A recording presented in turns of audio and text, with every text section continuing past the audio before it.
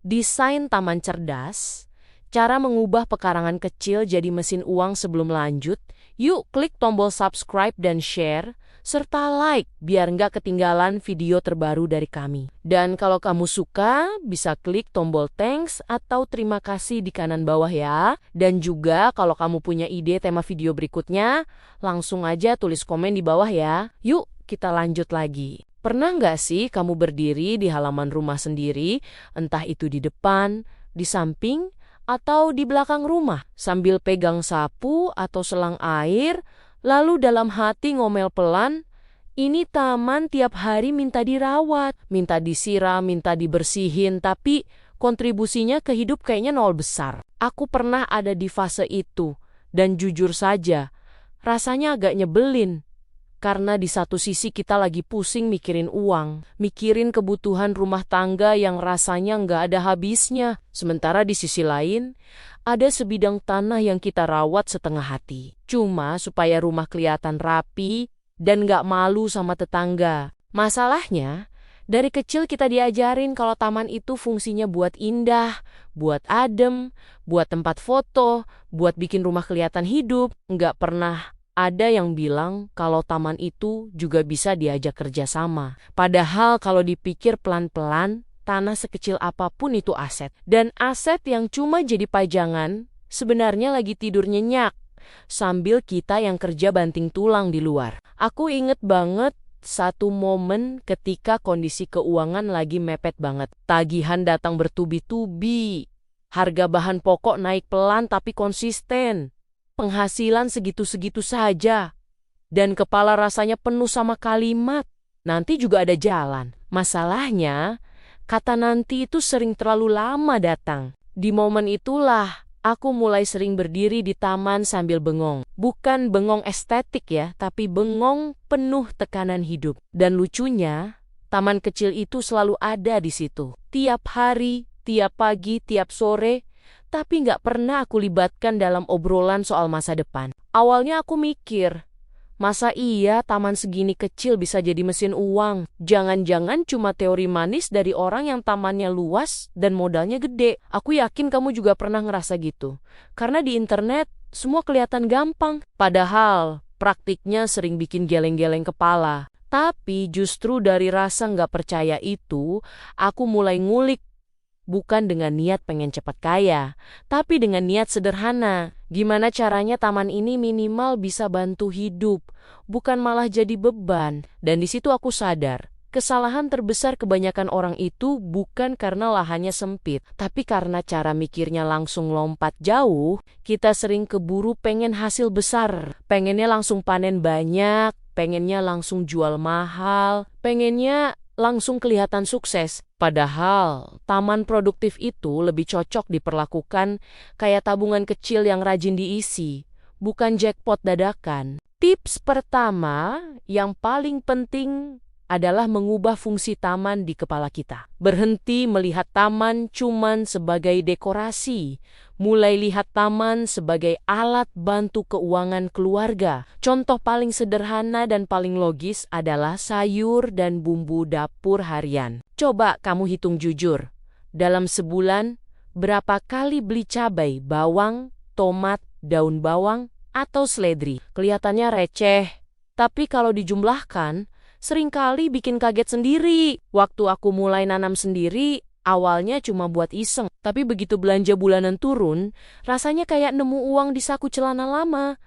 Nggak langsung kaya, tapi ada rasa lega. Dan rasa lega itu mahal. Tips kedua adalah pilih tanaman yang realistis dengan kondisi hidup kita. Banyak orang gagal bukan karena tanamannya susah, tapi karena nggak cocok sama ritme hidupnya. Kalau kamu tipe yang sering lupa nyiram, jangan sok-sokan pilih tanaman manja. Aku pernah ngalamin sendiri, tanam yang katanya untung besar, tapi perawatannya ribet. Akhirnya bukan uang yang datang, tapi rasa bersalah tiap lihat tanaman layu. Sejak itu aku belajar, tanaman yang paling menguntungkan adalah yang bisa bertahan sama kebiasaan kita, bukan yang kelihatannya paling keren. Tips ketiga, manfaatkan setiap sudut.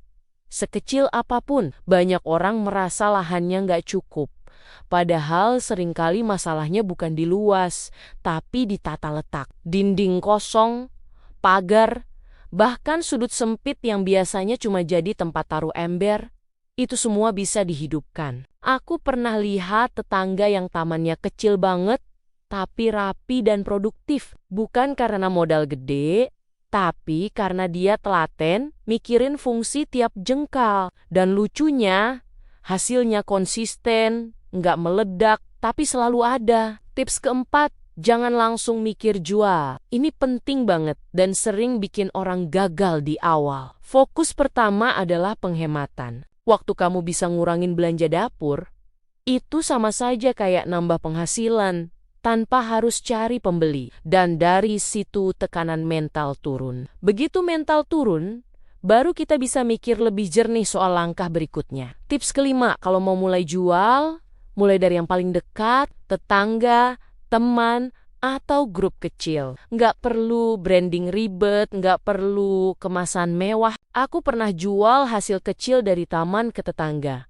Dan rasanya campur aduk antara malu dan bangga. Malu karena kelihatannya sepele, bangga karena itu hasil dari rumah sendiri. Pelan-pelan, dari situ kepercayaan diri tumbuh. Dan kepercayaan diri itu sering jadi modal terbesar yang nggak kelihatan. Tips keenam, perlakukan taman ini sebagai sistem.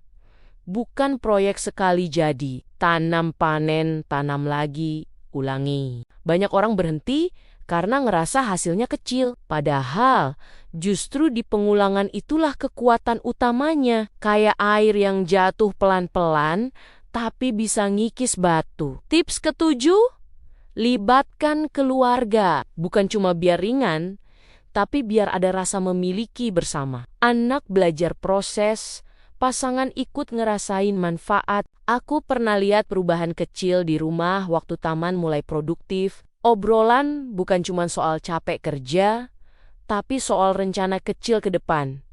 Dan suasana rumah ikut berubah. Tips ke-8, jangan bandingin taman kamu sama taman orang lain. Ini penyakit paling umum. Di internet, semua kelihatan sempurna. Padahal yang nggak kelihatan itu proses jatuh bangunnya. Bandingin taman hari ini sama taman kamu sendiri bulan lalu. Kalau ada progres, sekecil apapun itu sudah cukup. Tips ke-9, nikmati prosesnya. Ini terdengar klise, tapi penting. Kalau tiap hari kamu ngerasa terpaksa, taman ini bakal jadi beban lagi.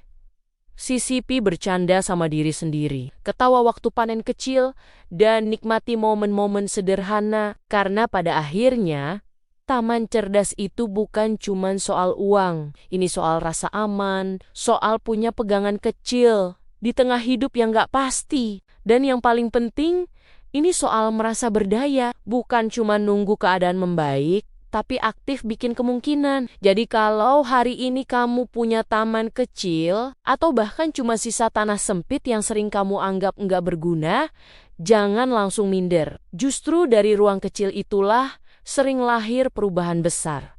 Perubahan yang nggak ribut, tapi konsisten. Perubahan yang nggak pamer, tapi menguatkan. Karena biasanya kadang-kadang mesin uang terbaik itu bukan yang paling canggih, tapi yang paling dekat dengan rumah, paling sering kita lihat, dan paling sering kita remehkan. Demikian cerita kita kali ini. Sampai ketemu lagi di episode berikutnya, tetap semangat ya!